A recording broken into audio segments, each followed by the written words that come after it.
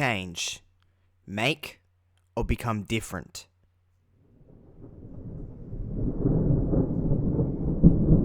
The next chapter for Josh Robinson 00 begins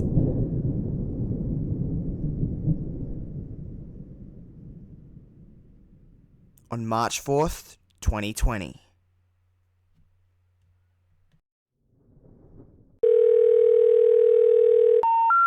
The number you have dialed has been changed. The new number is... Please note, the new number is... Ayo Josh, let me get a little bit of reverb.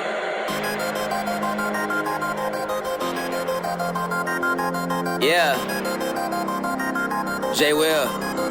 Yeah, I'm about that lifestyle. I talk green work, repping it all over. It's right on the t-shirt. Fan for a lifetime. Yeah, that's a long pass. Figure I would show some love right on the podcast. Turn this up loud and make sure you don't do nothing else. Cause if you're listening to us, then you're improving your health. My name is J Will. Welcome to the show, yeah. Wrestle, flow, yeah.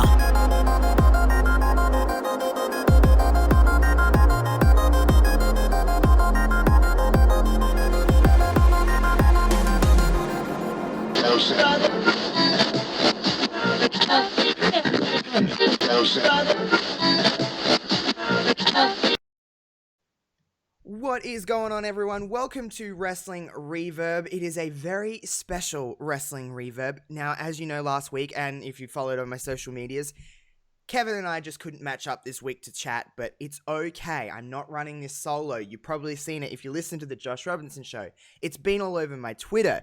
I do have a very special co-host today. Now, I say co-host because this person's going to be trying to steer the ship a little bit with me today because I'm out of my element. But before we get to the topic, first and foremost, I have the one and only Queen with me. Queen, how are you today? Joshy, I couldn't be better. You and I are about to have an awesome chat about this amazing promotion that I'll just, you have to talk about the intro to this episode, but I just want to tell you, I'm excited to be here. Yeah, I'm really excited. I was like, it always sucks when me and Kevin can't record together, but I know. I'm like, who can I get? And I was like, we've been chatting for a while on Twitter DMs, like, we need to do something together because it's been like a hot minute since we've really done a show together, especially it feels like about wrestling. It feels like ages. I don't know when last time we did like a wrestling show together. However, I was like, let's make this work. I know when I can get Queen and get a free minute and be like, yo, come on Reverb and try and steer the shit with me because Reverb can be a little bit nuts sometimes when me and Kevin are delusional and tired. I mean, this ship goes under fast. So but it's a really fun ride though, Josh. It is. To the end, you know what I mean? I do. But how has things been with Queen before we even talk about wrestling? We've been on this, well, we'll talk about wrestling a little bit, I'm sure, but we've been on this fun little journey. We haven't really chatted in a minute, like I said. There's been Rumble, there's been TakeOver, there's been lots of stuff going on with AEW and New Japan. How is you been adapting to all this wrestling stuff? I mean, first and foremost, before we start anything, we haven't talked about Edge. I mean, Edge fucking came back, Queen. I know. What the fuck? You know what I've been saying? Okay, so my saying for 2019 was that 2019 is wild, right? Soon as 2020 started, I was like, oh my God, 2020 is crazy. But now I feel like my new phrase is, what is even 2020? That is my new phrase because how 9 years... We thought he was donezo, like neck surgery, the worst you can get injury, right? Injury-wise, and for wrestling, like this is the one, your career's done. Like that's it. And in 9 years, he's gone. He's come back. He did things on the network with Christian. He did his podcast, does all these other things. And then the man returns, Josh, in the most epic fashion in the Royal Rumble. Oh. I cried. Other people were crying. We lost our minds. Edge looked like he was going to bawl his eyes out. It was like the most feel-good moment of a Rumble return. Ever. And yeah, 21 ever. will Like, always be a number I remember. always, and it was so special. And in a time where that Rumble was, I wouldn't say spoiled, but like we knew 90% of the people that were going to be in it. Yeah.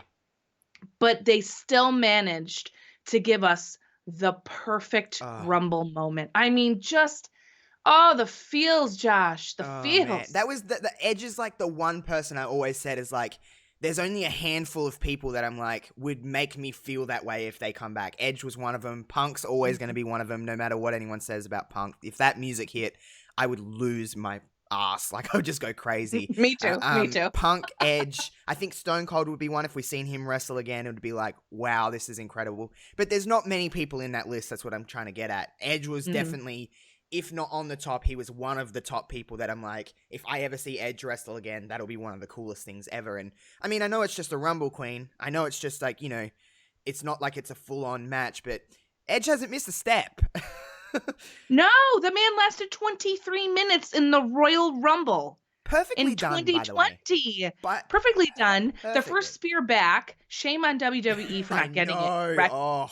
But they did post it, thank God, so we were able to see it. But he did so well, and he's the ultimate opportunist. And Josh, like during a time in WWE when arguably it was such a mess creatively, when Edge was there, not so much the tag team stuff, but the early 2000s into the mid 2000s, it was a disaster in a lot of ways.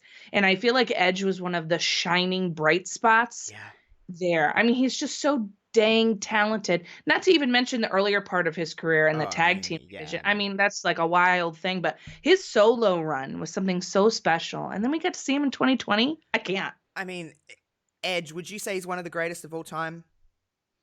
I would say he should be on your top 20 list of WWE greatest. Yeah. Yes. He's all around Easily. just a great one of the I forgot. You seen that next night on Raw when he cut that promo? I forgot how good of a speaker Edge is. I just forgot. Oh, like so good. He's so good.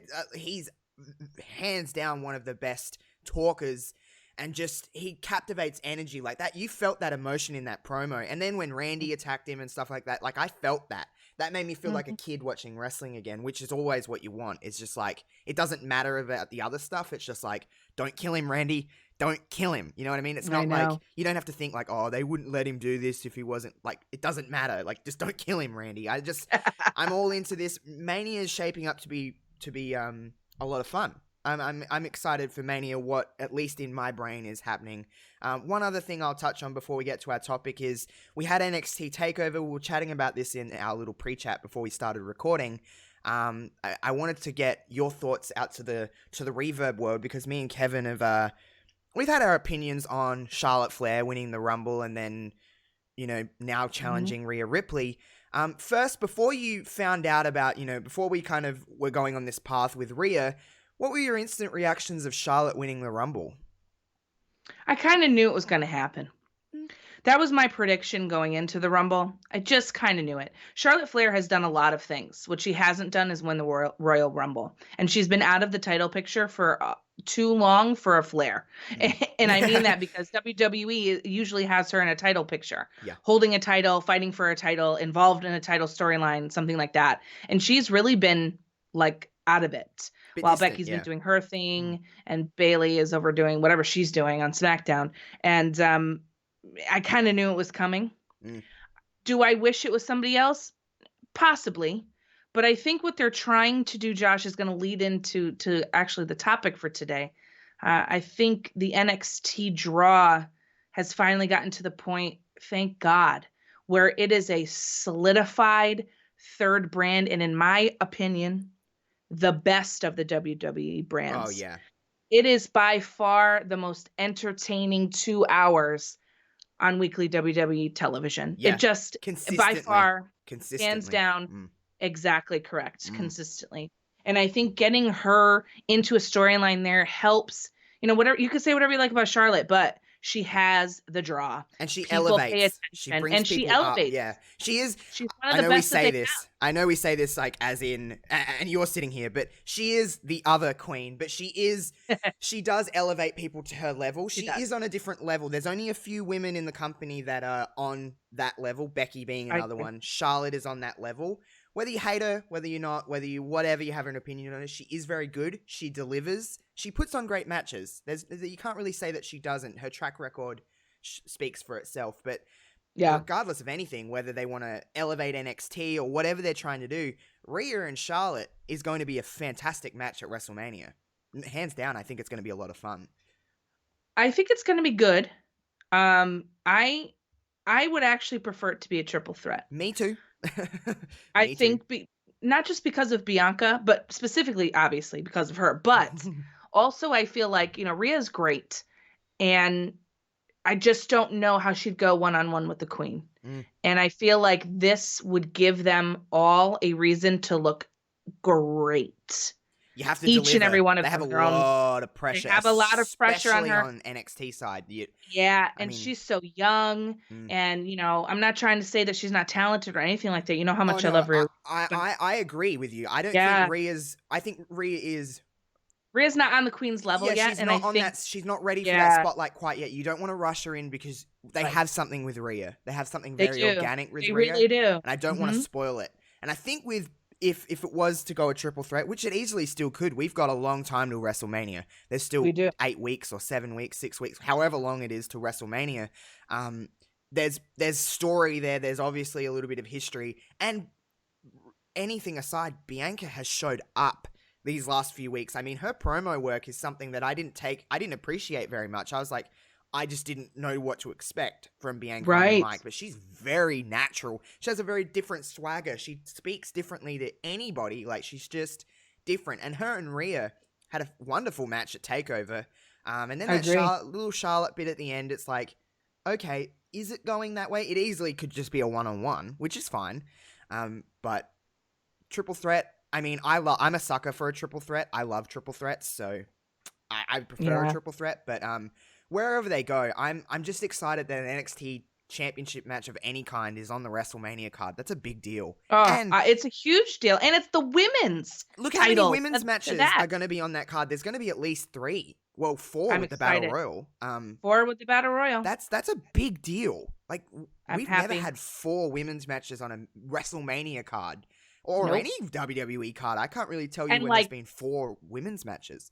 Right, and like championship matches, not just like and the Battle Royale, that's a big deal as well. But I mean, like viable championship matches. All 3 4 titles. Championship matches too, if they wanted to throw in the women's tag titles. If they do. I don't know if they will, Joshy, but maybe I don't know. Hey, it's possible. I'm going to say probably not. Maybe they'll put it on NXT like they've been promising. Who knows? Hey, that'd be cool. If we're not going to get an NXT women's title match at TakeOver, why can't we have a tag team title match with I don't know, Candice and Tegan or just something. Like you could easily put together. You can make it happen. Yeah. Oh yeah. And to see Asuka and Kairi at TakeOver, not mad. You would not be mad about that either. But leading into today's topic, this is why I'm calling Queen my co-host today, because she's going to be taking control of this, because AEW, I have been very if anyone knows my I guess I don't want to say stance on AEW, just my opinion on AEW. For anyone that doesn't know, Queen, I'll even explain it to you. You kind of know where I am with AEW, but I was very excited about AEW. I loved Double or Nothing last year. I loved all the pay-per-views leading up to Dynamite, and then Dynamite kind of happened, and I just kind of, I don't really know can't really pinpoint and tell you exactly why or where I kind of was just like, it's not really for me. I just kind of fell off of it. Not saying it was bad, because they were producing a good television show. It's just, I guess what I was looking for wasn't really, I guess NXT was filling that, and I just, I watch a lot of wrestling. We all watch a lot of wrestling, and I was just like, I don't know, I don't really need to add another wrestling show that I'm not really, in love with into my weekly schedule. However, I pop back in every so often, and I see it, and I'm like, okay, that's fine, but it's nothing really to like captivate me and like grab my attention. Probably because I'm not paying enough attention to it. It's more on me than it is on them. But I've been kind of keeping tabs, knowing what's kind of happening just through yourself and other people, Queen, and just kind of being like, okay, this is what they're doing, and watching little clips on Twitter here and there. But I guess it's just, I don't know, nothing's really drawn me in. I can't really tell you why, but I want it to. I want, first and foremost, whether I'm watching it or not, I want AEW to succeed. I want them to be great, because more great wrestling just makes everybody else better, and there's more places for people to work, first and foremost. But I want to watch it. I want something to draw me in, but I'm just not finding the reasons to do so. So that's where Queen comes in this week. Queen, what was the task that I asked you to do for me this week? Well, Josh E., came to me and said, Queen, listen, I need you to come up with 5 reasons why I should be watching AEW. And I was like, oh boy, challenge accepted, honey. Now listen, your girl did not just come with 5 reasons, Josh. I put out on Twitter earlier today, which would be Tuesday, because I know everyone's listening on Friday. Yes. All right. But I came out on Twitter and said, all right, Josh, you asked me to do this. And so I did.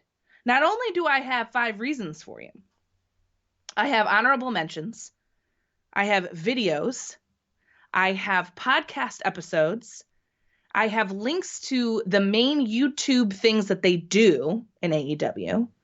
I also put out a surprise Talk It Tuesday today, which was the plan to get the wrestling community in to talk about, of course, the Wednesday night issue of NXT and AEW, to talk about why they like both, to further some arguments that I'm going to present to you. And I have a little surprise for you. So I came to play the game. Like Triple H is the cerebral assassin. Queen is your AEW connoisseur. Like, I'm ready for you.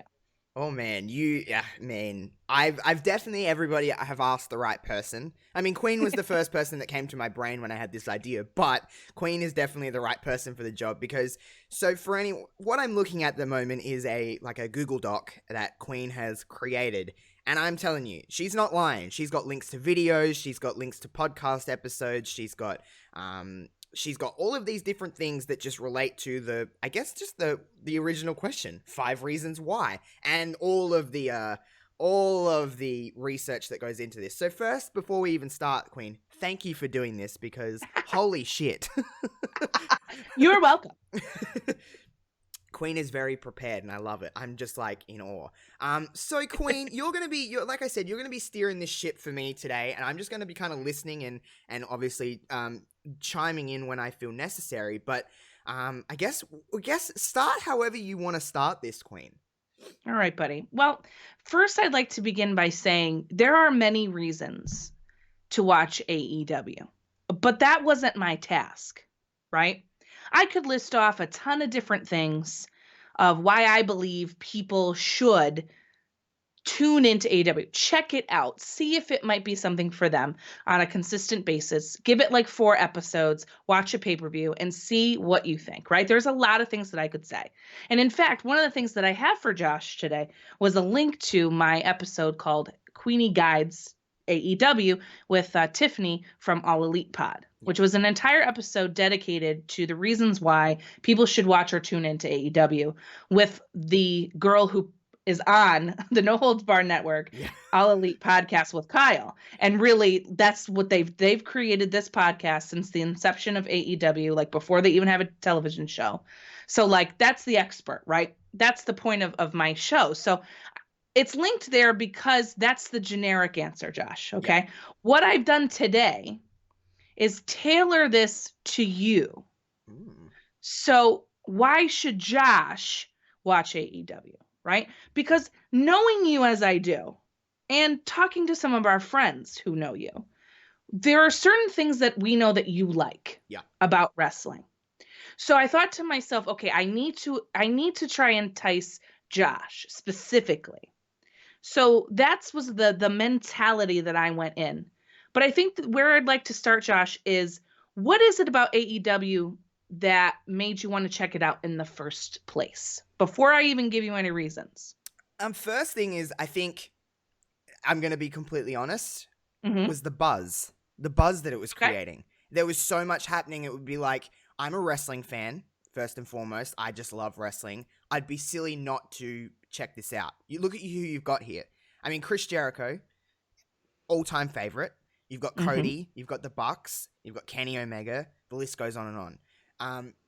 It just was the buzz and the hype around it that if I missed it, I'd almost be doing a disservice to my fandom, to my own brain going, I can't miss this. So from the get-go, there was just there was so much buzz. Like, you take this time last year when AEW was kind of, we were learning what AEW, we knew what AEW was at this point last year, didn't we? It was about January. We did. Yeah. So, yep.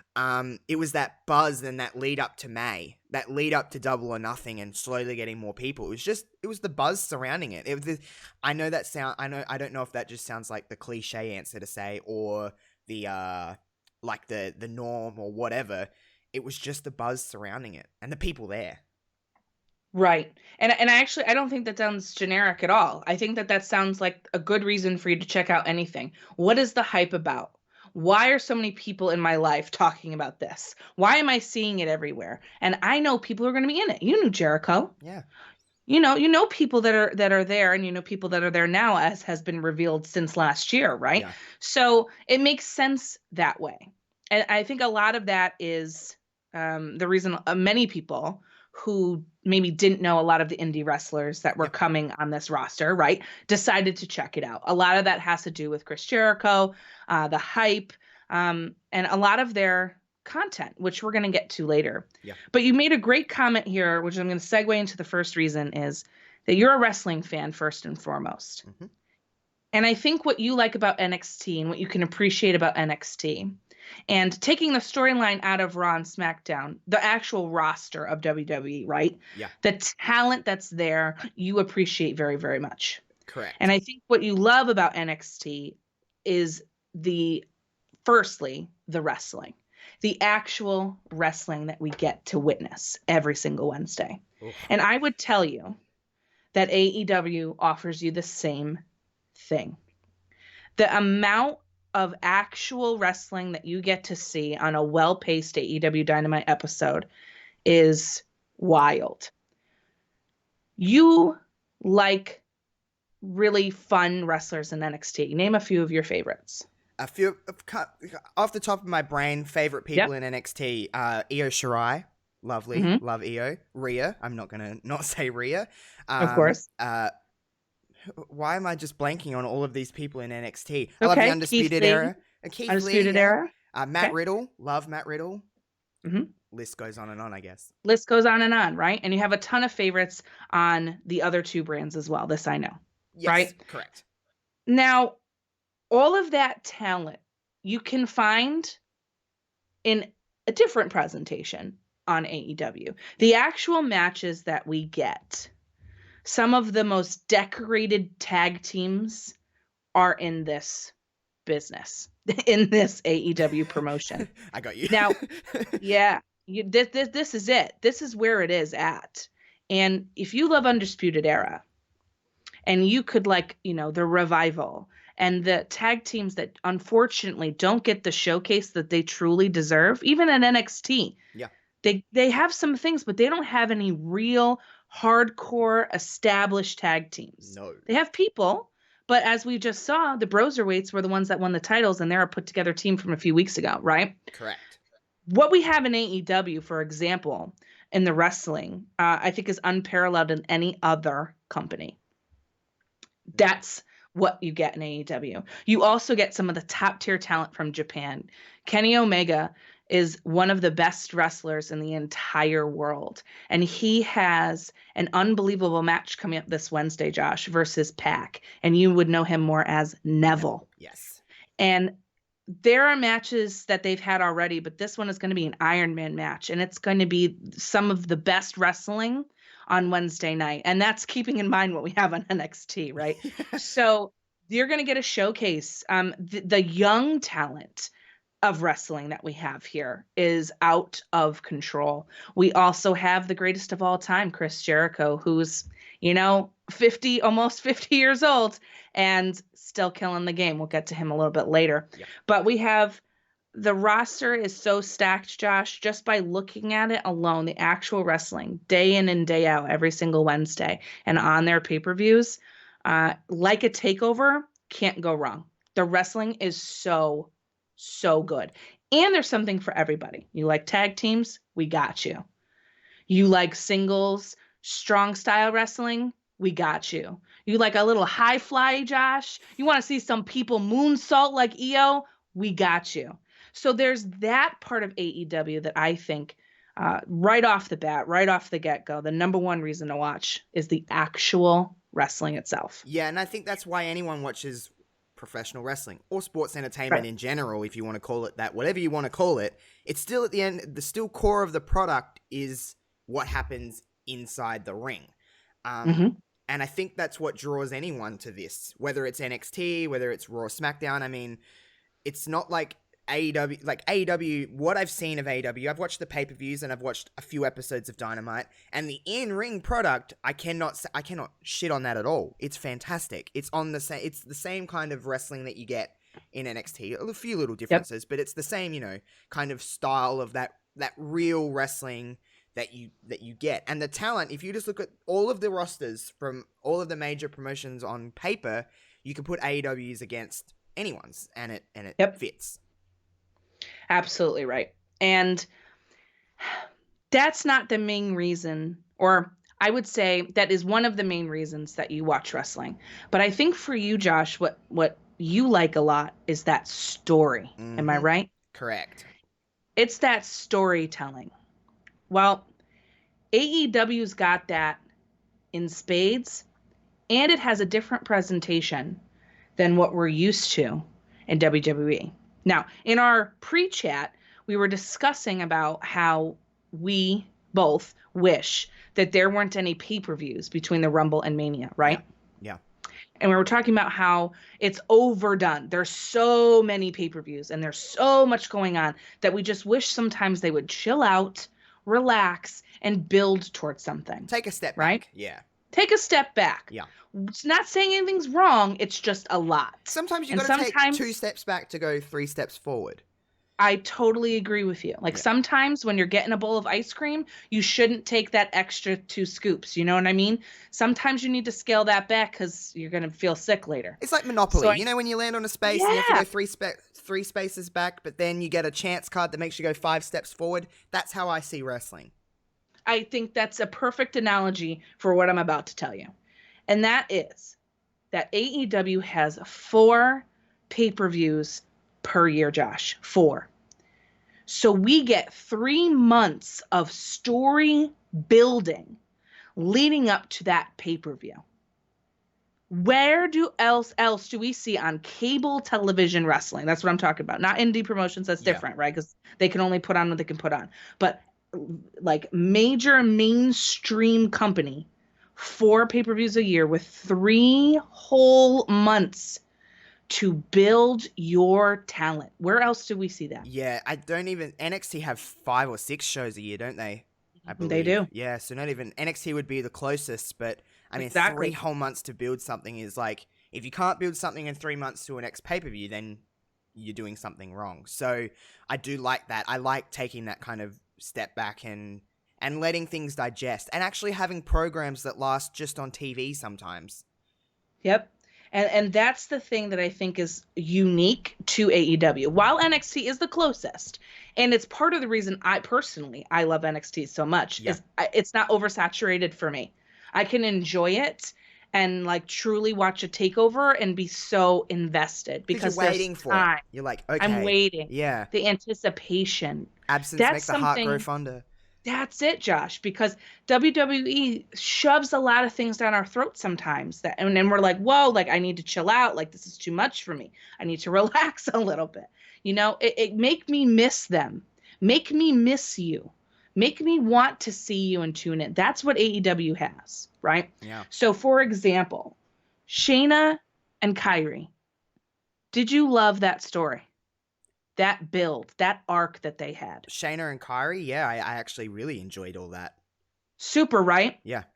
The original Ciampa Gargano storyline. How badass was that? Perfection. perfection, built to perfection. Yeah. We have the same things going on in AEW, and that's the coolest part. We have the opportunity to slow build. Nothing is instantaneous unless it has to be. Right now, Hangman Page's storyline with Kenny Omega, they are the current tag team champions, and the storyline that they're building with the Elite, who are the Young Bucks and Kenny, and Hangman was in the Elite, and he is pulling himself away, and he's got a new character. Josh, the way that they've built him since All Out, okay, which for context was last September. He fought Jericho there, yeah? Yeah, he fought Jericho there for the first title, didn't win, okay? Yeah. They came onto television in October, and he wasn't hitting right. Something was going wrong. And the way that they have rebuilt him since then is unbelievable. Unbelievable. I've seen where stuff we are right he's now. like drinking a lot, and he's like, he's like funny. He has like he's funny. Yeah, he has that kind of element. I have noticed that with AEW is that if something's not working, they take a step back and they go, okay, this isn't working. If I may bring up the Nightmare Collective is something that... Oh, perfect boy. Yes, go for it. Correct me if I get any of the details wrong. I apologize. It's just because I'm not watching, thoroughly. But from what I've seen on the surface is that I remember talking to you, Queen, when the Nightmare Collective first kind of started, and I was like, I kind of enjoy this, and not many people were. I was like, I don't know, it's intriguing to me. And then it kind of went a little bit weird, and then that other dude joined, and I was like, okay, this is getting a little wacky. I'm not really liking what they're doing. But what I've really appreciated about AEW is that if something's not happening, they're canning it for one, but they're also giving you a reason why they're canning it. Going, okay, this isn't working. Brandy had those things on Twitter that I watched, those little Indeed. She had like therapy sessions or something, and basically said that Nightmare Collective was, it's done, basically, and I'm going on to other things and whatever it may be. They're giving you reasons why something is ending, but they're also not stretching. They're allowing things to play out and go, okay, let's give it a little bit of time to see if this is going to work. But if it's not working, they're not just going to keep shoving it down your throat. They're just going to go, okay, this isn't working. Let's not ruin any of these characters that we have. Let's go into other things. Because Brandy can still do... It's not like Brandy's pigeonholed into this Nightmare Collective thing. They've given you a reason to go, okay, this isn't working. Let's say that she's done this. The Nightmare Collective is done. And she can go into other things. So I do really like that the fact that they're kind of looking at it from less of a business standpoint and more of a fan perspective. Absolutely. And that's one of the other things in the storytelling point of why I think you should watch is because they have dynamics and they have things and struggles, and we know that. And any good promotion is going to recognize that and do something to fix it. Yes. And that's something that they have as well that isn't often seen elsewhere. No. And I'll be talking a little bit more about that later. But I think what you have here is the ability for long-term booking storylines, which I know you love, to build for something to make it feel special. It's unique to AEW because they only have the 4. And on top of that, it's just a different level and dynamic when you have the people that they have there. Yes. Which is going to be my next point, if I may. Of course. Just before we go off, you know how you were talking about long-term stories. Okay, yes, indeed. For anyone that's just kind of is like myself and is watching a primarily WWE product, here's something that I love and something that I think you could probably, not exactly, but you could probably translate into something that I'd love in AEW, is that one of my favorite stories ever was the build between WrestleMania 25 and WrestleMania 26 with Shawn Michaels and The Undertaker. Very good, yes. And you have basically Shawn lose at WrestleMania 25. He kind of goes away. Then he comes back with Triple H. They have the little DX run. They win the tag titles. And everything seems, everything's peaches. Everything's great. And then you have the Slammies. I'll never forget the moment when they won Match of the Year. Shawn Michaels came out and said, blah, blah, blah, win the Match of the Year. And he said, I can beat you, Undertaker. And then from there until Mania, he basically just went on a thing from December until April of a way to get to The Undertaker. And we had all these different twists and turns. We had him lose the Rumble. We had him come in the chamber, if you remember, Queen, and going through and just having that mentality of like, I want to beat The Undertaker. And then it went on to what it went on to. That is a good story. That's a nice build to a story. That's essentially a year-long build, give or take. But you know what I mean? That's the kind of storytelling that I love. it's not it's traditional storytelling, but it has a little bit of feel of like it's a little complex. It's a little out of the ordinary. And from what I've seen, does AEW present that in a way? Yeah, they do. I mean, something like The Undertaker and Shawn Michaels, that storyline, you watched Double or Nothing. Yes. So you got to see it. And that's Cody Rhodes versus his brother. Yeah, Dustin that's hands down my favorite match that AEW. I've watched all the pay-per-views, so I've watched everything like that. And I will certainly watch the next one they have and foremost. But that's one of my favorite matches, is because that match is pure storytelling. I'm not watching that match to watch 40 hammerlocks and please do heaps of flips. I'm watching that purely for story, and that's my favorite part of wrestling. You know how I am. I love that part of wrestling. I know, which is why, this is that match itself was some of their best storytelling, and they're so new, Josh. They're so new to be on television since October, and we're only in February. That's crazy. Yeah, it is. I mean, it is crazy. That's like 4-ish months. a little bit over. And almost 5 months total. It's like, whoa, it's crazy to think about that and what they've been able to show. And just a story like that, I know would resonate with someone like you who truly appreciates that level and that intensity of storyline. Yeah, I just love that kind of story. Shawn Michaels is one of my favorites of all time, purely for the fact that, while he was a fantastic wrestler, don't get me wrong, his story, especially in his, last 5-6 years of his career, storytelling was Shawn Michaels' like baby. And you look at Shawn Michaels and Ric Flair, that match for itself was, it's fine, like just for a match, pure like wrestling, it is what it is, but that story of it is what I love the most. Cody and Dustin is that kind of same element to me, because while there's some great wrestling in it, it's purely for that emotion that I kind of get. We're talking about the Edge return. We get the emotion from that. That's the kind of favorite part of wrestling that I love. So yeah, I can. You're selling a good point to me here. Well, I'm gonna keep selling it, because when I tell you that this directly relates to point number 3, which is the promos. So I've separated them from the storyline because I think that they stand on their own as a reason to entice you. Now, all 3 of the people that I've given you as an example are former WWE people. Yeah. And, listen, it might get me heat, but I don't care. The fact that these individuals have been on weekly television programming, I think has been some of the best blessings that AEW has had.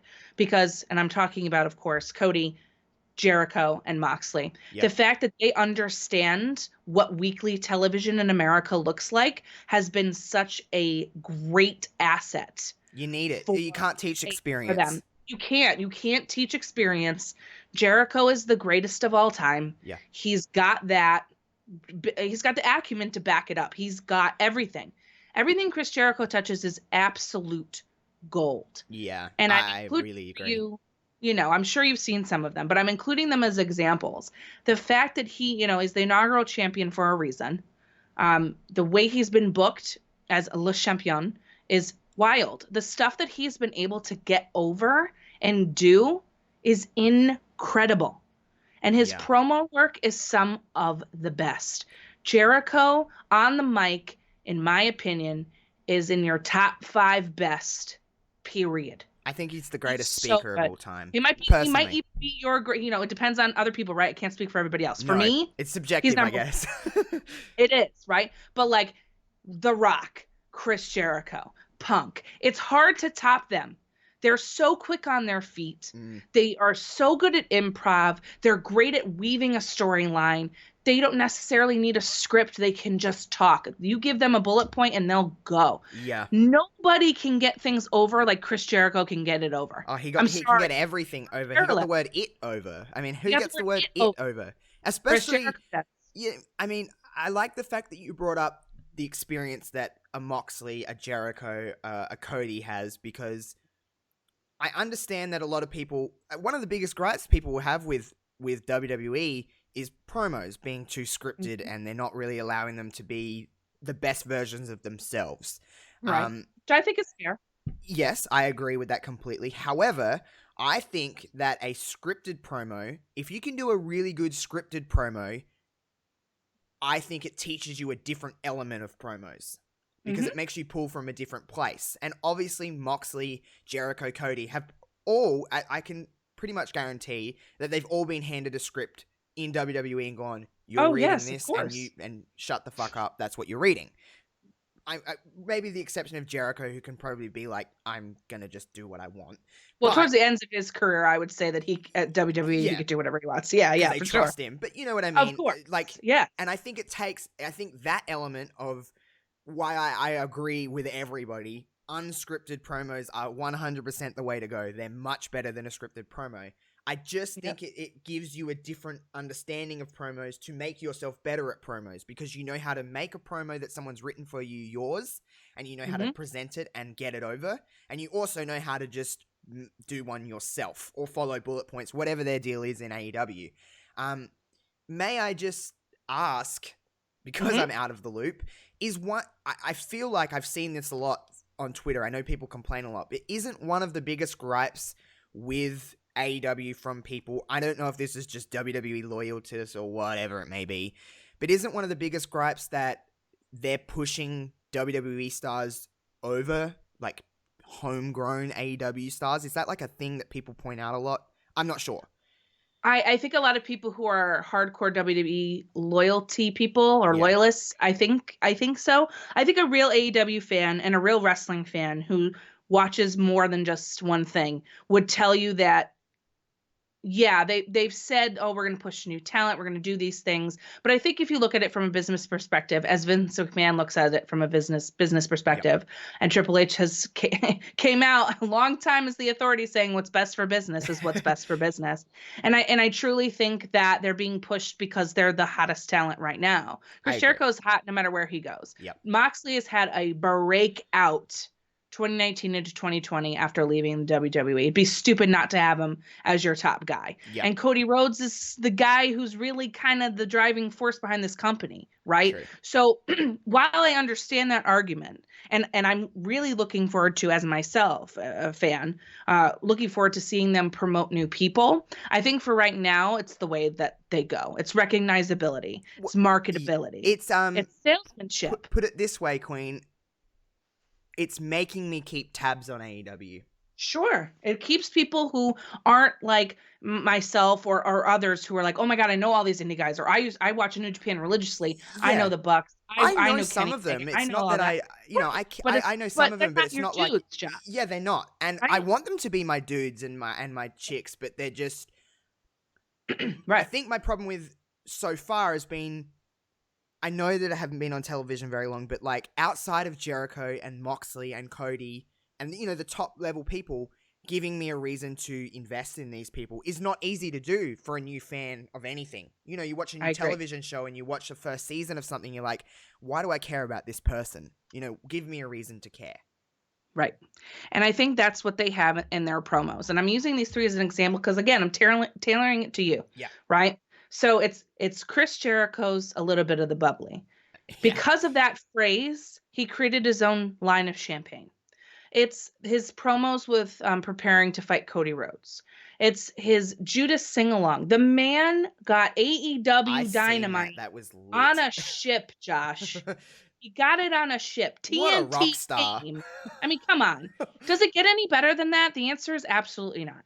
And then you look at Cody himself, and he has been giving some of the most fire baby face work I have ever seen out of him, but B, in AEW, as far as baby faces go, he's the top guy. It's unbelievable the stuff that he has been able to produce. When he announced that he was not challenging for the title because the fans didn't want him to, if he loses, rather, he would not go for the title. Boom, that's it. It's over. One match, he loses the match, that's it. The way he's been having this program with MJF, solidifying him as the babyface, and MJF is this dastardly, awful person as a heel. It's crazy. And then you have Moxley, who's just unhinged and wild and free, and he is just coming out. You could tell the happiness he has. He's just loving what he does, and that translates to the screen. The best part about Moxley is like that's the Moxley, that's the Ambrose, I guess, we wanted in WWE. It is, and we never got it. We never quite got it. And this Jon Moxley is is the chains are off, and he is just delivering some of his absolute best work. Yep. And I feel like if you were a fan of any of these three in WWE, you're going to see a lot of things that they do that call back to that.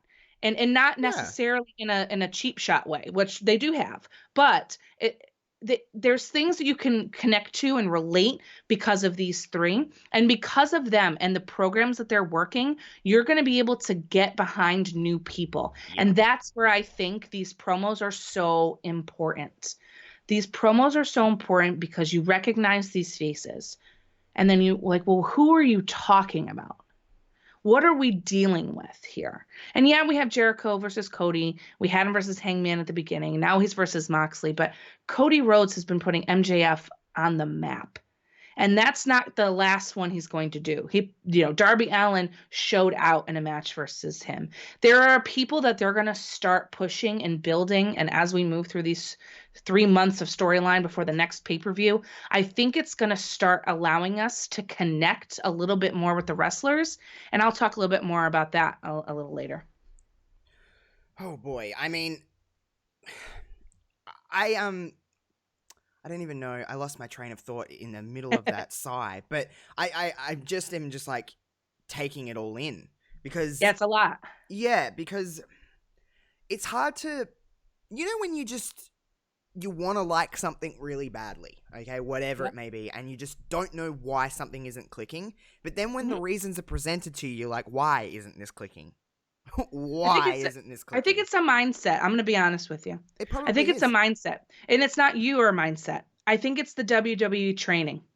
It's what we've watched for so long. It's what we're so used to. Yeah. I find myself watching stuff even now, and I watch a lot of things that aren't WWE, right? But I find myself watching things sometimes going, well, why isn't that happening? And look at this production. And where's the video package? And, I'm indoctrinated to like certain things. And it's really hard to break yourself out of that. It's not to say that you can't recognize that other things are great or you can't enjoy something else, but it's a different perspective. You have a lens on, and I still do because it's what I grew up with. How do you break 20 years of watching the same thing, right? So it's a lot about that. And it's a lot of taking a step back as a wrestling fan and going, okay, these are new people to me. This is a brand new show. Let me try to block out everything else and see if I find things that I connect with. And it's cool if you don't, right? Yeah. I just think it's the way that the wrestling world has been built with WWE at the top for so long and continuing to do so. And they will for the next however long, because they are worth an enormous amount of money and have an enormous amount of attention. Yeah. But I think what AEW is able to do is offer something fresh and different while still being similar enough. Yes, because I think a lot of the problem for me was with any other wrestling company that isn't AEW was I'm a little bit of a production bitch. Yes. I like good production. I'm used to it. I am, like you said, I'm very wired to it, but now that's the standard for me. If anything's less, it's always going to be compared. No matter what we watch, I think we're always going to slightly, in a weird way, compare it to WWE because, like you said, we've watched this for 20 years. We're so used to it. And there's a little part of me, I'm not going to lie to anybody, that it feels a little bit guilty when I watch something that isn't WWE and I go, ooh, why isn't this just the same I just feel a little bit like, ugh. I don't know why, and I can't. It's slowly going away the more wrestling I watch, because I watch New Japan, like their big shows. Like I always watch Wrestle Kingdom, and I'll watch like their bigger events throughout the year, and I always enjoy them. And I've watched AEW, and I've watched their pay-per-views, and I've enjoyed them. But it's always like you said, we're almost like robots at this stage, just like so wired. Because even like I can see you when you're tweeting about Raw, tweeting about SmackDown, watching a pay-per-view or something like that. And there's a lot more things that you don't like about WWE than say AEW or New Japan. However, 100%. You're still a fan of WWE because you want them to be great. Absolutely. And you don't want to miss out. There's a little bit of FOMO, I think, from all of us. There is. There's a little bit like, okay, I watched this whole episode of Raw, it wasn't very good, but next week something might happen. I don't want to miss Edge returning. I don't want to miss this person coming back. I don't want to miss this match. Like, that's me when I watch AEW pay-per-views. It's like, it's FOMO. everyone else is talking about it. I want to watch it too.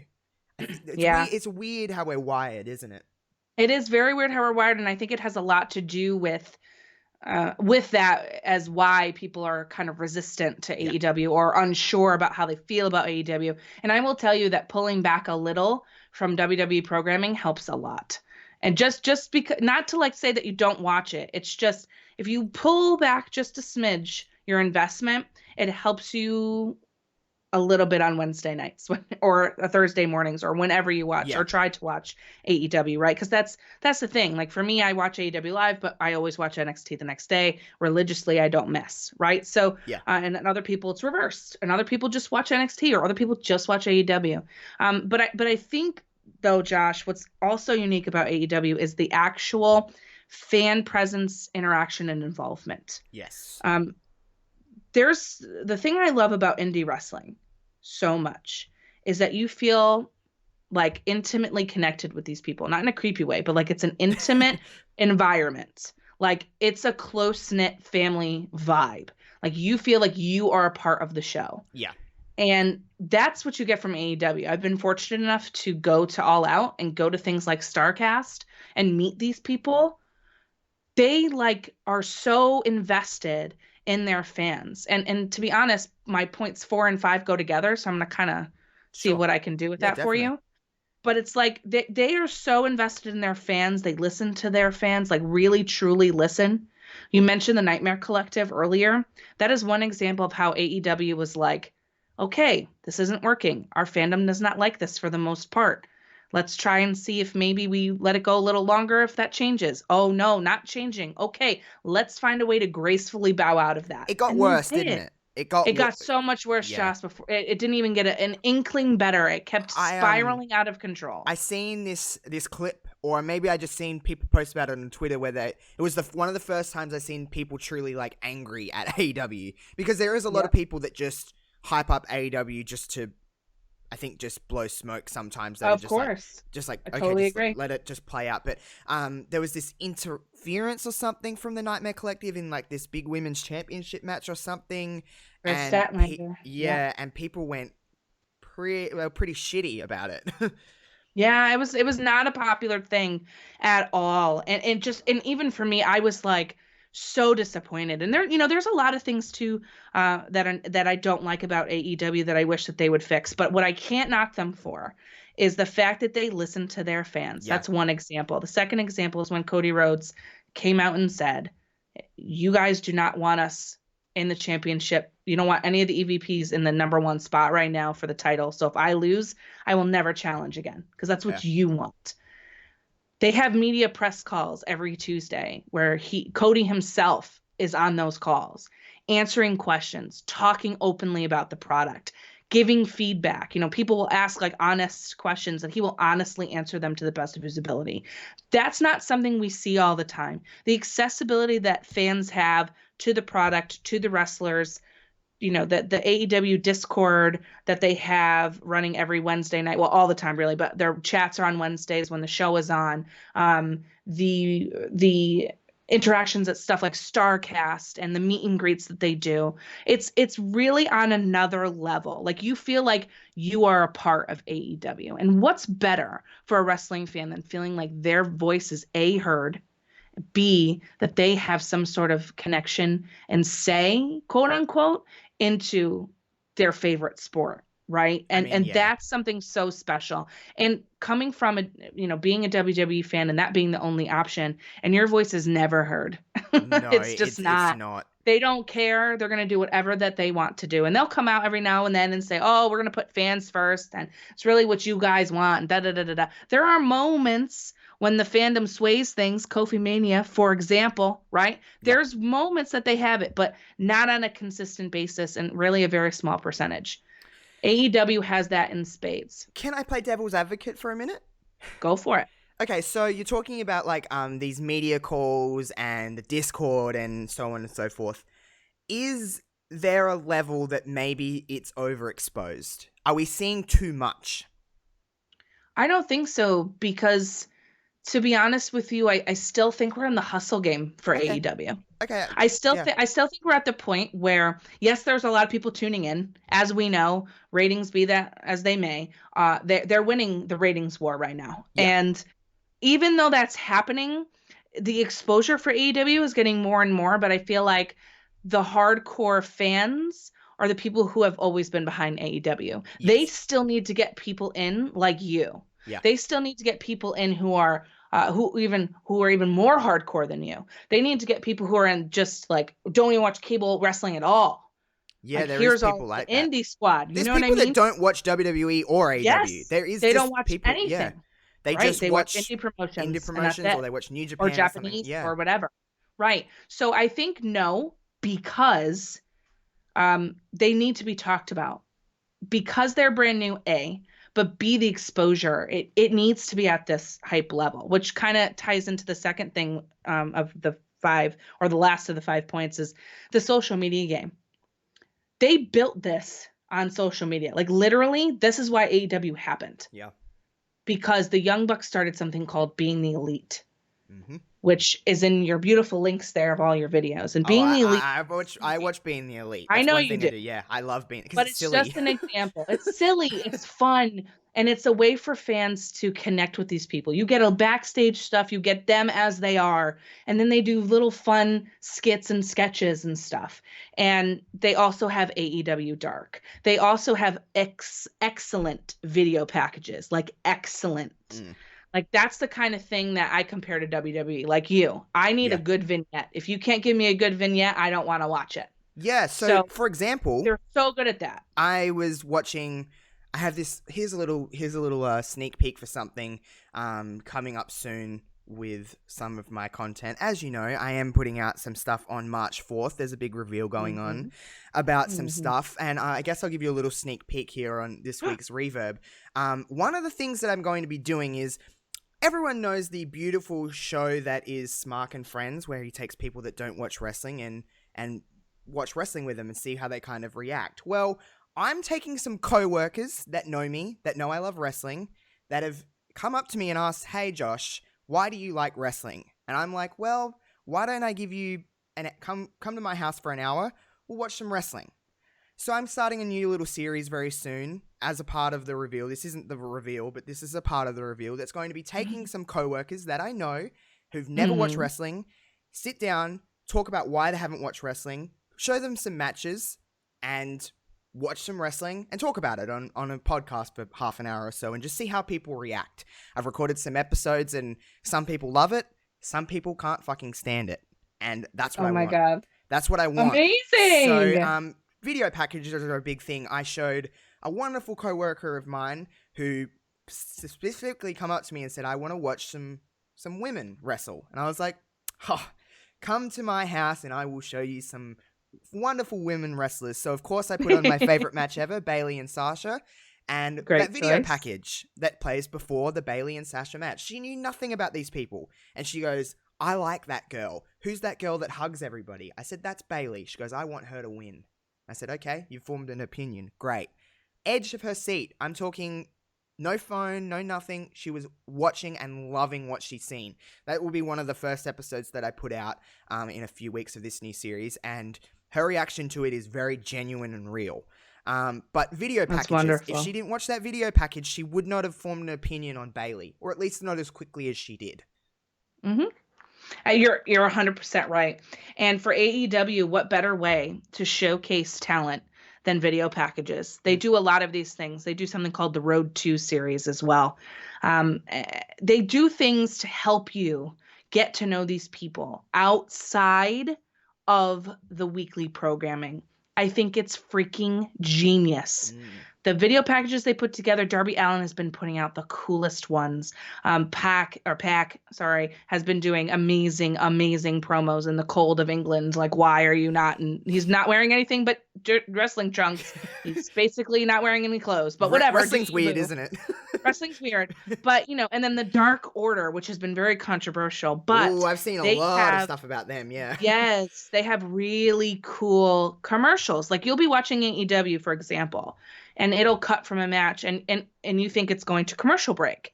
And then all of a sudden you're looking at the screen and it's a Dark Order promo. And you're like, whoa, like you really honestly think that it's on television. It's wild, Josh. It's There's wild. like a website and stuff where you can like join the Dark Order. You can join the Dark Order, which I don't recommend you do. And excuse me. So like stuff like that is wild. And the other thing, and the last closing point on the media, is AEW Dark. I love dark matches, and we never get to see them in WWE. Never. No, we never do. And we miss stuff, and I hate missing stuff. And what's the coolest part about AEW Dark, which is on YouTube, by the way, for free for you to watch, is the fact that you get to be a part of that week's taping by getting to watch it the following Tuesday, which is the best way for you, by the way, to get hyped for Wednesday's show. You get to see some absolute bangers on AEW Dark. I've watched AEW Dark a couple of times through your Twitch stream, and I was like, this is kind of cool. I love the fact that they have different commentary team is different. They had Vicky Guerrero and Taz. Yeah, that's pretty cool to see. Yeah. It's cool. It's different. It's unique. It's not long. It's like an hour long. It's at, like a 7:00 time slot, PM Eastern Standard. And you could watch it at any time. You don't have to watch it live because it's not. It's pre-taped. And it's on YouTube. YouTube is on everything. It's on YouTube. Like, come on. They make it so easy and accessible, Josh. And that's their social media game, other than like WWE on Fox's Twitter handle, whoever runs that is unparalleled. Bow down. Yeah. But like that's the final point right there. The engagement on social media, the fan interaction, the stuff, the content. As a content creator, Josh, when they offer you good content, how can you not like that? Yeah, it's hard not to. It's hard not to agree with any of these points. It's like it's making me go. So we're recording this on a Tuesday my time, or Wednesday my time, Tuesday Queen's time. But it's making me go, should I watch AEW tomorrow? Should I turn on Dynamite? Even if it's not live, maybe I'll watch NXT and then AEW Plus or whatever it's called on Fight is like literally $5 for the month. So it's nothing. So maybe I will chuck it on tomorrow night and just have it on. Even if it's just background noise at this point, just to have it on to kind of see if anything captures my attention. Because I wonder if it will, because this week's AEW Dynamite is like a miniature pay-per-view.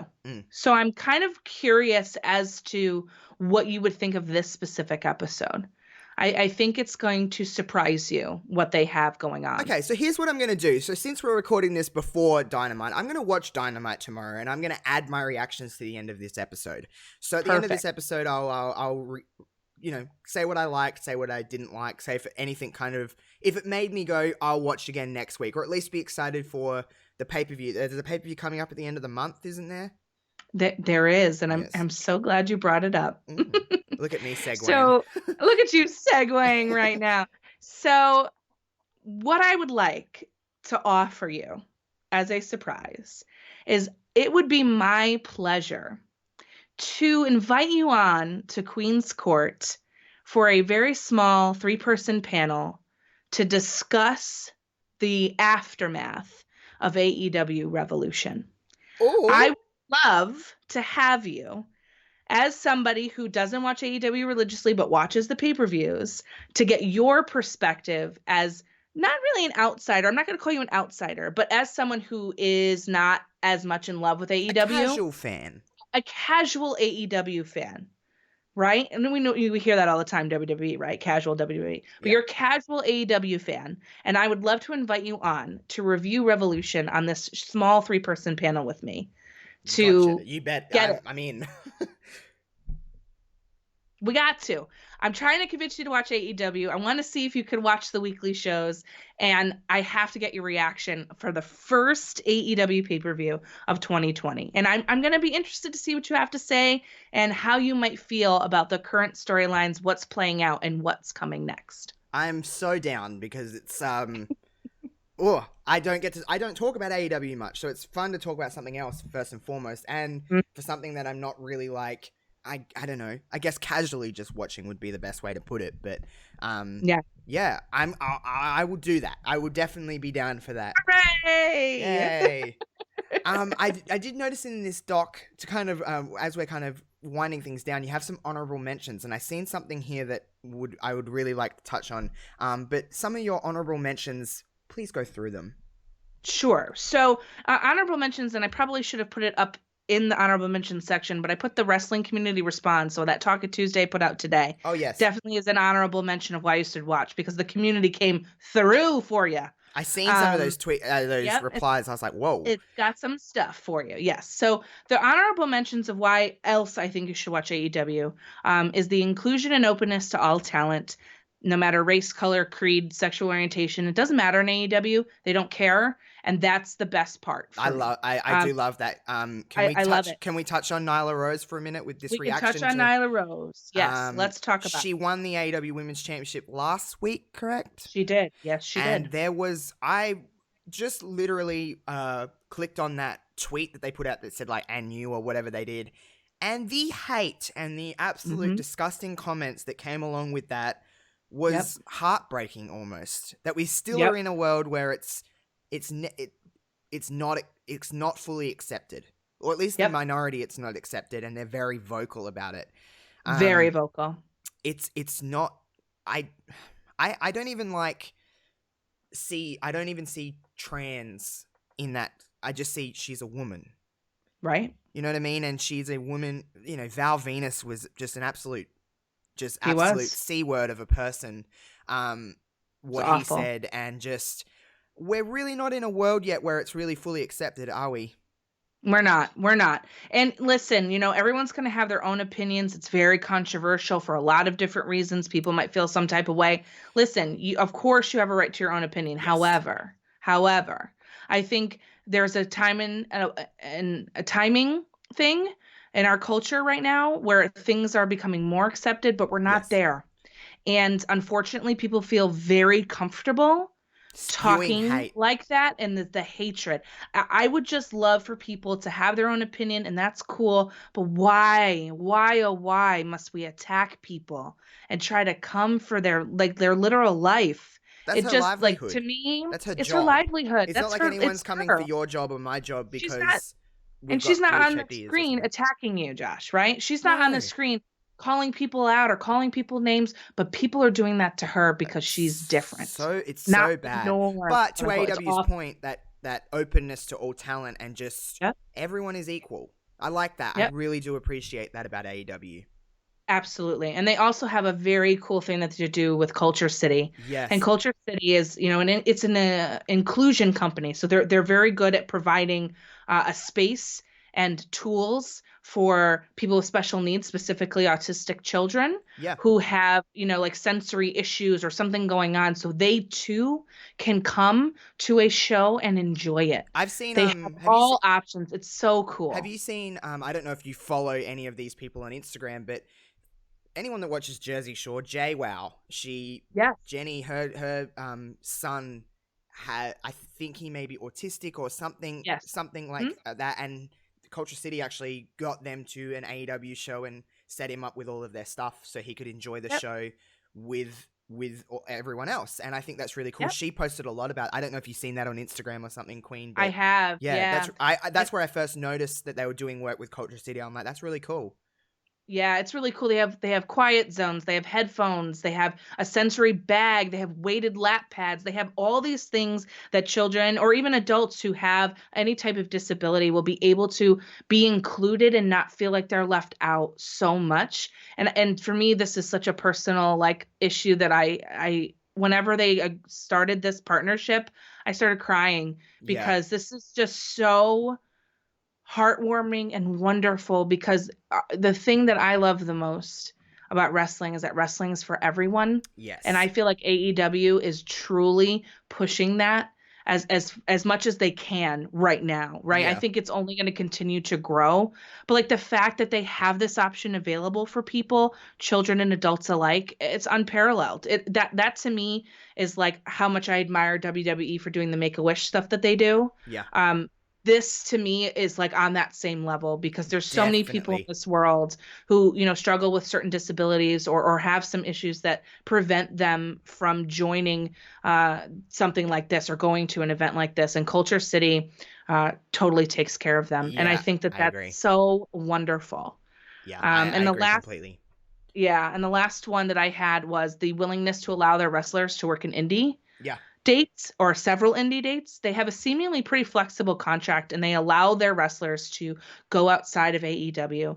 And each contract is different, right? Because there's like the Jericho and Moxley contract with New Japan. That's a totally Yes. different story than like, getting to see Orange Cassidy fight at GCW. That's different. Or Joey Janela fighting in GCW Yeah. or other local indie promotions. I just think that that's so unique and special. And like one of the things I dislike so much about WWE is their unwillingness to partner. Yeah. And I love that AEW is like, yeah, like this is great. It builds your experience. It allows you to do other things. We're not going to prevent you from doing other stuff. Like obviously if you're signing a contract with us, we come first, duh. But we're willing to negotiate and like do some things for you. And I think that that's like the absolute coolest that they still get to freelance. I think that's awesome. Yeah, I really agree with that. I do like that they're seemingly flexible with that kind of stuff. I wish that all companies were like that. I know that NXT UK superstars are allowed to kind of do that. Kind of. It's like it's a weird line where it's like, are they not? But WWE, you cannot. Like, you're not allowed to. Not only that, allowing their workers to be, work indie dates, it also gets more exposure for AEW. Like, at the end of the day, like, it's an AEW superstar appearing at an indie promotion, so it helps everybody, because people are like, oh, that's the AEW guy that I watch on television, so I'm going to watch him wherever he goes, or girl. And it's also, great promotion. It's cross-promoting everything, so yeah. I do like that kind of, I do really appreciate that about AEW. AEW have a lot of strong points. Mm-hmm.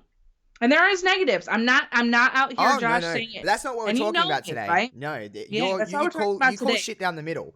Like, I do. I'm telling you like it is. It does not matter if it's under what blanket it's under. You're not like, oh, because it's AEW, I'm gonna be like, it's amazing no matter what they do. And it's not like you're going around just shitting on WWE. If something's good in WWE, I see you tweet.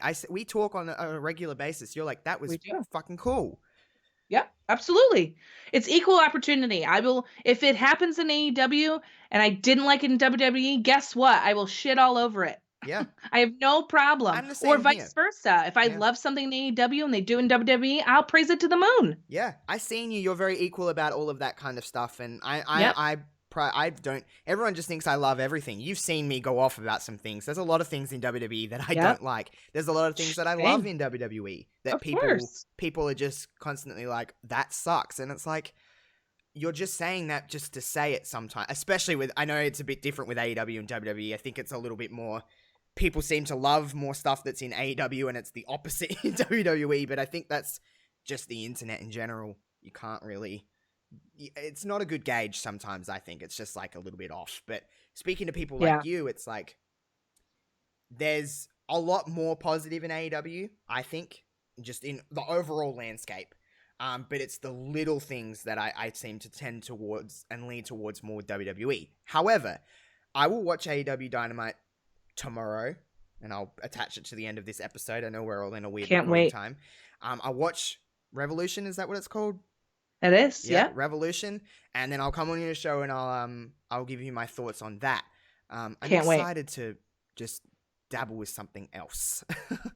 It's nice sometimes. Yeah. It's nice just to take a little breather and enter a different type of world. And it's enough similar that you don't feel like you're completely out of your depth, which is what I love. Because sometimes like people who come to watch like New Japan and even more, obscure in terms of like your casual WWE fan or your hardcore WWE fan wouldn't normally turn on like Stardom, right? No. # watch Stardom. But like it might be a little intimidating for them.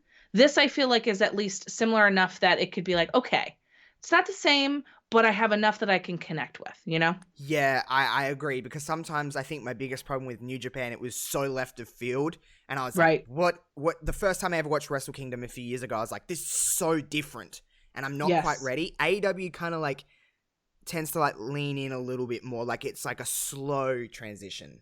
It's like the kiddie pool, you know? Yeah, it's like You get to taking go off in the the training kiddie wheels. It's pool, like you take the training wheels off a little bit. You're like, oh, all right, I'm going to go venture into the deep end just a little bit, you know, and like then you that. can kind of go back and forth, and you kind of can feel Yep. a little bit more comfortable when literally New Japan is like you just are thrown into the deep end, and you're like trying not to drown sometimes.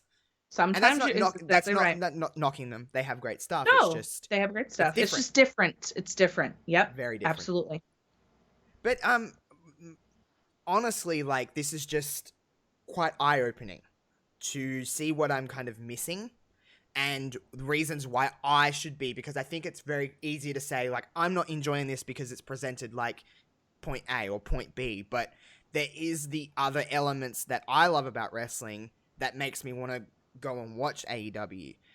So I'm going to try and be a little bit more open to it, at least in the future, a little bit more willing to go, if I'm, instead of just reading about it, going, I should watch that clip. I should actually form an opinion on it and then go from there. But I want to do more than just keep tabs on it.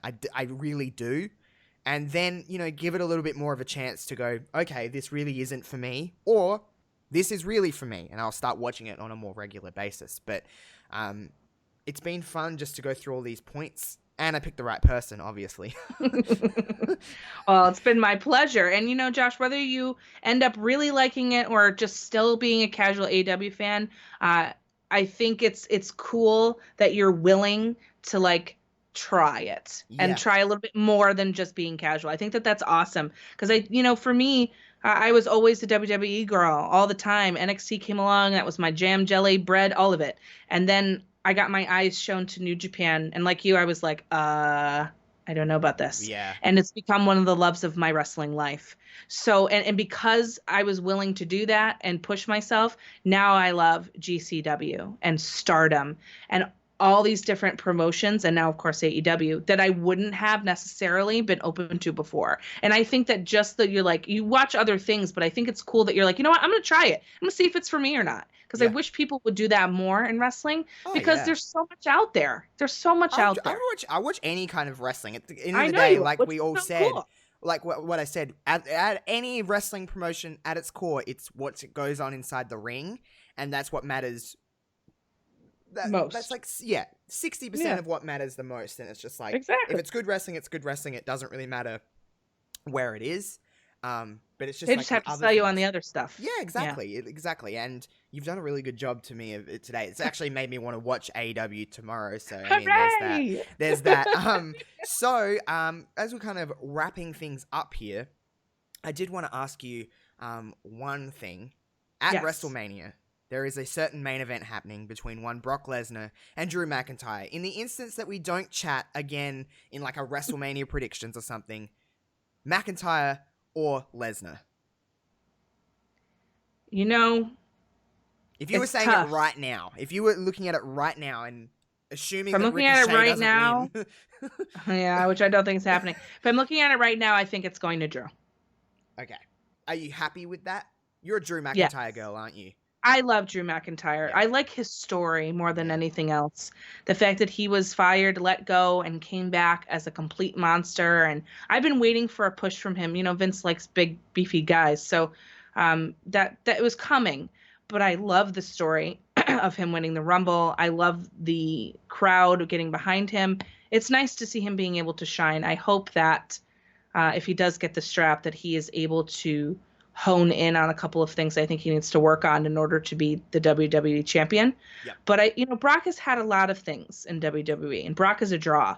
But I think at some point we need to have that title defended weekly on television. I agree. And I think we're going to continue to lose people if they don't start doing that. They need to and change something. The They need formula to is change old. something. Right. We It need worked for a fresh while, new but- things. You're going to have to compete with NXT. You're going to have to compete within yourself. And I think that might be the reason why I'm leaning that way. Now, don't color me shocked if Brock Lesnar wins it. You never count out Brock Lesnar. He's the. I can't count him out, Josh. I could never. It's hard to bet against him sometimes. It's isn't hard. It? It's hard. If It's I was hard. a gambling man, if I was in Vegas right now, I don't think Yeah. I could bet against him. I don't. But I know, it's tough. fun. WrestleMania is always fun. I love WrestleMania season. No matter the build or anything anyone wants to say, WrestleMania is still one of the most fun days of the year for me. I just really love WrestleMania. It's an event. It is bigger It than is. wrestling at this point. WrestleMania is when casuals watch. It's when everyone's kind of watching wrestling, even if it's just once a year. So I'm really excited. And I guess I've seen something on your Twitter that I was waiting until the end of this show to kind of, I wanted this to be the final thing we talk about, just for a little shits and gigs. I've seen something that you've been posting about that you've kind of low-key started to like, and that's the XFL. Yes. So for anyone that doesn't know what the XFL is, I guess Vince brought it in like 2001 or something like that, and it failed miserably. Yes. I never watched it in 2001. Did you?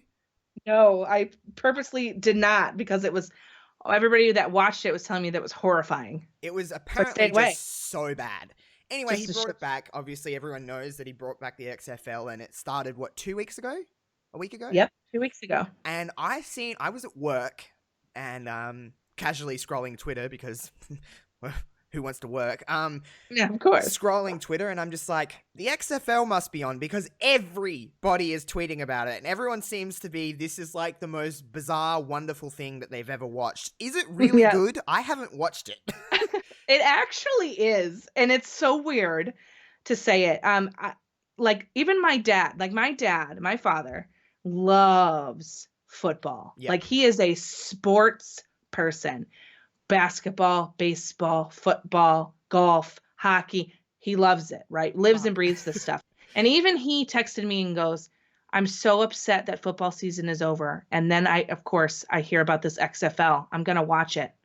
And I was like, you're going to watch the XFL? Like, of all things. So I'm like laughing to myself about it. But he makes a great point. The American football season ends with the Super Bowl. Yeah. And we get the XFL right after that. And it lasts all the way up until the NFL draft. I mean, how perfect. It's a perfect time slot to fill for people who love watching football on the weekends, right? Yeah. And the thing that makes it's bizarre, it's weird. The rules are kind of funny. It's a shorter field. It's like not the same. However, they have like referee mic'd up. They have referee. They do. They have referees mic'd. You get to hear what they're talking about. It's a lot of production, right? Yeah. There's a lot of things that you get to see behind the scenes. You're very Vince McMahon. But like, it could be scaled back. But I think what makes it cool is it's like the NXT of football. Oh. It's fresh, it's new, it's exciting. It's different. It's very fast paced. So you're not spending your whole evening watching football. I've watched American football games before, and that's the biggest takeaway from it, is that they're kind of long. They're very long. And it's exciting and fun if you love football, which I do. But what I like about the XFL is it's quick. It's kind of down and dirty. It's a little gritty. You kind of like, and it's fun. They do really cool things. That's unique because they don't do it in regular American football. So that's why I like it. I low key am like, I've seen you tweet about it. With the Guardians and the Defender. Like, here goes Queen. I'm like, look at her tweeting about the XFL. Going off. I'm going off. Is the players, I don't know, I'm not a sports guy, players, I guess you would call them, are they like known footballers? So it's are they like the indies of... Yes.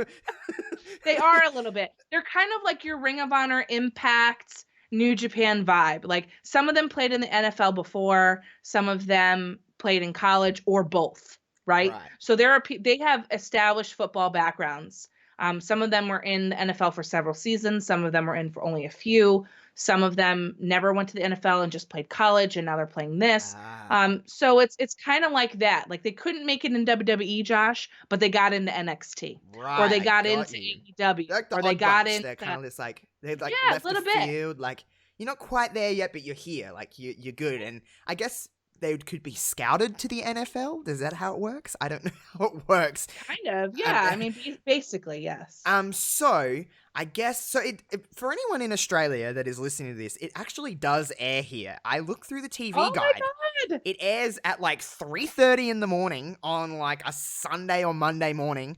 On if you have Foxtel cable, You can watch it. I can't remember what channel it's on, but it's on like Fox Sports 7 or something like that. Okay, But it airs here. It airs here. So oh my God, you have to watch at least a few just to see what you think. what I'll do is I'll DVR it, I'll record it, and I'll wake up one morning and I'll watch it and just be like, what the fuck is this? I've watched like one or two American football games in my entire life. It's not like that, Josh. It's not like that. But so different.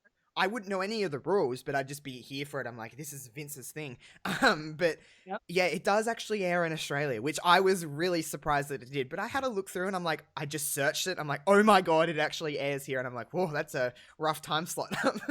But hey, it airs here. So I'll try and watch it. But Twitter feed was just like blowing up, right? Yeah.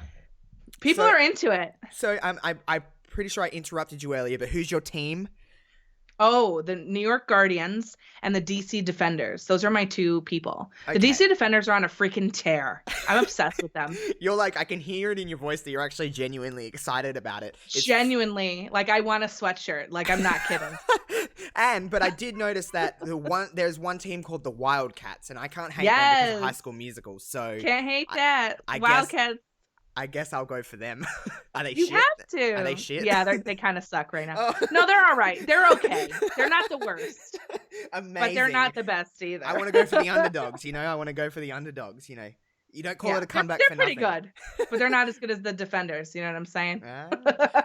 I'm excited that we can just talk about something like that, and it's just like, what is this wild other world? Because sometimes it's crazy. We get so lost in the wrestling bubble, don't we? We do. It's crazy. So I guess this is where we'll end it on the XFL, of course, because why not? That can be our main event for the night. But Queen, have you got anything coming up that you want to promote, and where can people find you on Twitter, all of that good stuff? Oh, yes. Well, by the time that you hear this, I have a excellent episode dropping with Fowl Original, the man himself. Yes, and it's our review of NXT TakeOver. So definitely check that out. You can follow me at The Queen of Any on Twitter and at X The Queen of Any on Instagram. I always have some sort of wrestling giveaway going on. Fight TV is an awesome partner, and I'm always able to give away some pay-per-view codes.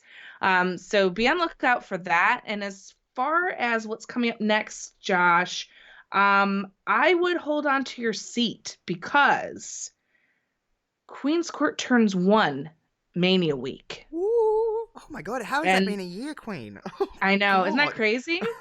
So I have something really special planned, and it's going to be the return of something and a brand new thing all at once. Look at this little teasers. I got a little something going on. It's not a big reveal like you. You're gonna have that whole thing going on, but I have a little something up my sleeve coming up. And March is Women's Month, and I will be doing something with some ladies. So I got some stuff going on, Josh. Look at you go. Make sure you follow Queen on Twitter because she is a great follow. And if you like the XFL, she'll tweet about the XFL with you. Talk to her about the XFL. She's your girl to go to. I see your tweets. I see them. He sees me. Oh my God. I see them. But yes, make sure you follow Queen on Twitter. She's a great follow. And on Insta as well, because she'll put up a cool little Instagram story of her nails for the day. It's kind of lit. I see them. I see that too. You can follow me, of course, at Josh Robinson 00 on Twitter. You know where to find me at this stage. March 4th, I do have a big reveal going on. I'm allowed to hype the fuck out of this because it is big. It is something completely different. It's going to change pretty much everything that is going on for me. And I feel like it's a risk, but you're either going to love it or it's going to fail miserably. And that's what I'm here to try out because I'm not afraid to take some risks. So make sure you stay posted in my social media for all the kind of drops and hints that you'll get over the next couple of weeks in the lead up to March 4th and everything that entails for that. You can listen to the Josh Robinson Show every single Monday/Tuesday. Usually I drop it a little early because I'm impatient. But that's like a 20-minute little podcast that you can listen to that doesn't take much of your time because I know everyone's on a short attention span in the year 2020. We don't have time to listen to anything or do anything. We just want to get things done rapidly. So that's your podcast to listen to if you like that. Of course, you can catch Wrestling Reverb every single Friday. Kevin will be back next week. We can go back to our usual scheduled programming and be complete and utter buffoons, because that's what we are best at. But Queen, thank you very much for joining this week and being my special guest co-host and taking me through the world of AEW. Oh, thank you for having me, and it was my pleasure to talk with you about AEW. And I guess until next Friday, peace out.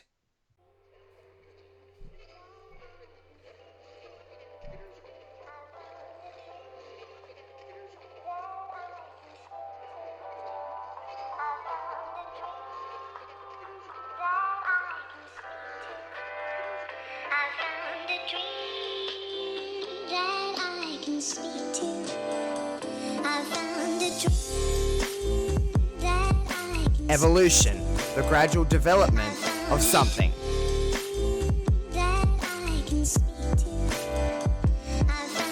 The next chapter for Josh Robinson 00 begins